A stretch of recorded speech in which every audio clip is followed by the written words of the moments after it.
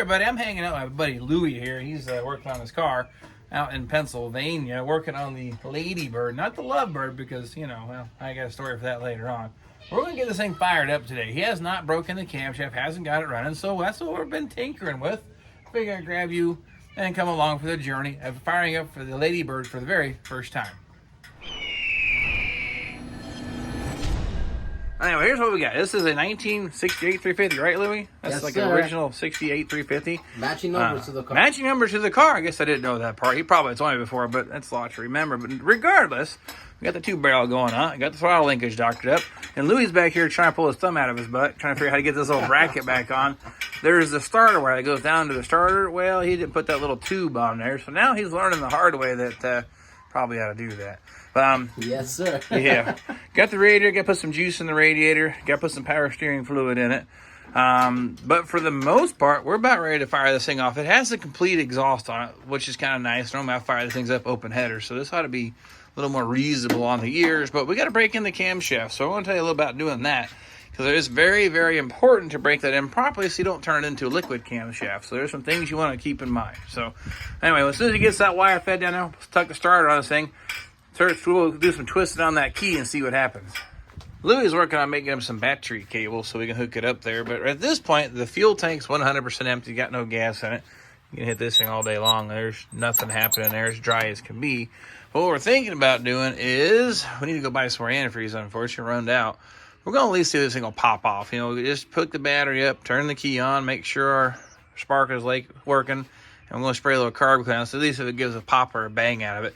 That way, if we make a trip to the parts store, pick up some antifreeze. If we need anything else, we'll know that before we go. So we'll get the battery hooked up here and see what happens. So basically what he's going to do here, he's going to hook up the old sad and the happy cable here. We're going to just hit the key and see if this thing even turns over, because none of this stuff has been tested. We don't know if any of it's good. Hell, this guy bought the car, basically. So I can't even tell you if this engine was properly rebuilt. So that's what will be the fun part. Find out if it's any good. So, but right now he's going to hook up. There's a smaller lead, a 10 gauge, jumps up here to a distribution block. Normally it's just little tabs. We'll put a circuit breaker in it, a little more protection, keep things more gooder. And then we'll hook up the cables. And then all I'm going to do is reach inside here and twist on the key and see if it engages the starter. Again, we might have to even re-shim the starter. I have no idea. Oh man, we'll go? Okay. Because she's not on the battery thing. Come up a little short, huh? We could probably move the battery. I don't know, it's up against the core support. Maybe if I twist. Turn the cable the other way? Yeah. Yeah. Just put it in the wire stretcher. Well, now you did it.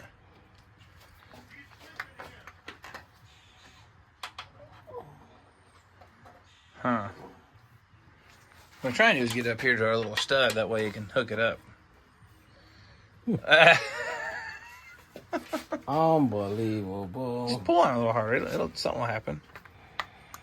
Dang it. Oh, because of the Chinese stuff.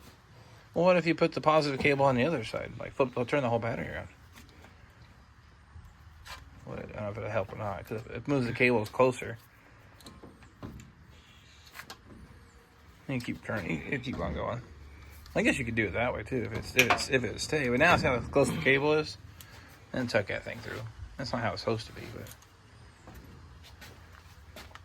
yeah, I bet you that'll reach now. Oh, with a mile to spare. Cool. All right. Hold on.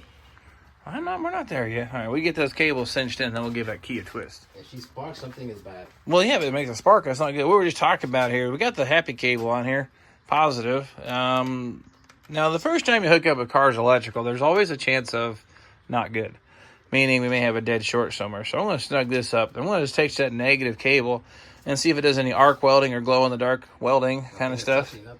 Right now, nothing's on, nothing's smoking. We're going to watch this here. Does it even spark or arc? And the answer is nothing. Not even a spark. So I'm good. I think you're good. There's no definite short. So let's put this on. I want you to go ahead and twist the key, though. I'll get this cable on there.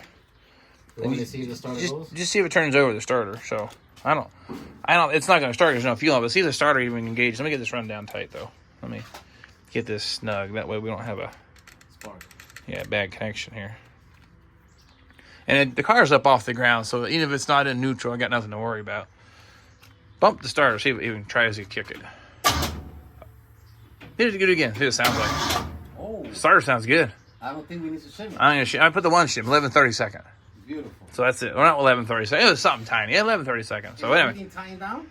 Everything's good. If we spray a little, it may actually pop. You got anything that'll burn? Besides what happened earlier? Oh, that's a secret. You have to ask about that. I have no eyebrows. Yeah. Yeah. Yes. Nobody was injured in the filming of this video. All right, you ready? You gonna twist the key? Yeah, stay away from the paint.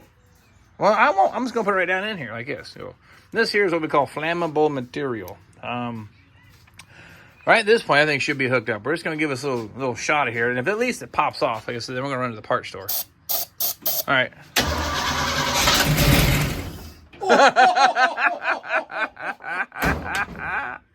Okay, all right. Well, seriously, you can't do any better than that. So at this point, we're gonna run to the old get in place and go get us some more antifreeze. And of course, nothing ever typically goes as plans, or things time go sideways. Started filling the rest of the coolant up, made our trip, but found a little leak. If you look in here, we've got some coolant starting to form in here, coming across the backside. But I'll get the camera to focus. You can see the green puddling up there on the timing cover. It's coming between, looks like the gasket. Man, I can't get this focus. Between the water pump and the timing cover. It's not a horrible leak, but I can see it dripping on the floor. So we're going to try to retorque the bolts there and see if we get the thing to shut up. If we can't get that to stop leaking, we can't let it run. So hopefully Louie can just put some twist on it. If I get this thing in here or not. Nothing? Yeah, you can see the little trail popping right there, right down the timing cover.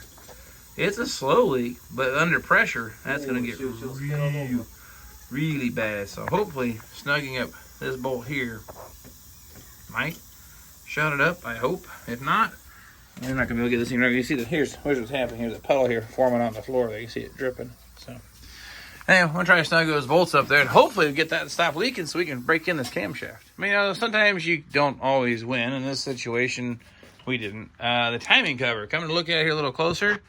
See if I can't get some light in here and get the camera in there. But right below that housing, it's actually split. That right above my fingernail, you see that trail coming down? The ear on the timing cover, unfortunately, is broken. So that's a no-go to make this thing break in the camshaft, unfortunately. Well, so there you have it. Louie did break something. He actually didn't break that. Unfortunately, it's the timing cover that was installed. It's a super hairline crack. I'm not even sure if I would have caught that. That's actually the first timing cover I've ever seen cracked.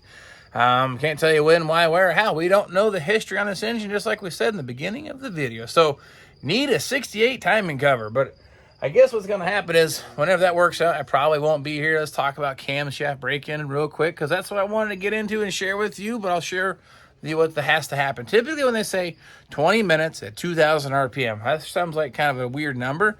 I've asked some questions why. The best I've learned is when breaking in a camshaft, the higher RPMs, you have more oil slinging off the crankshaft to help keep that cam lubricated during the break-in process, which is super vital, especially with all the questionable camshaft and lifters that are out there.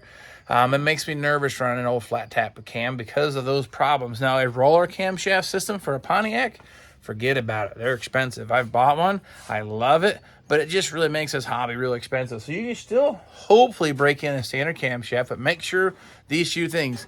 Your zinc additive in the oil. There's two ways to look at it. You can put too much or not enough. So you can buy the Valvoline VR oil. It already has it in there. Been told that works really nice. The Rotella diesel oil for break-in probably wouldn't be a bad choice, a 1540. You can also buy just the zinc additive to put in there.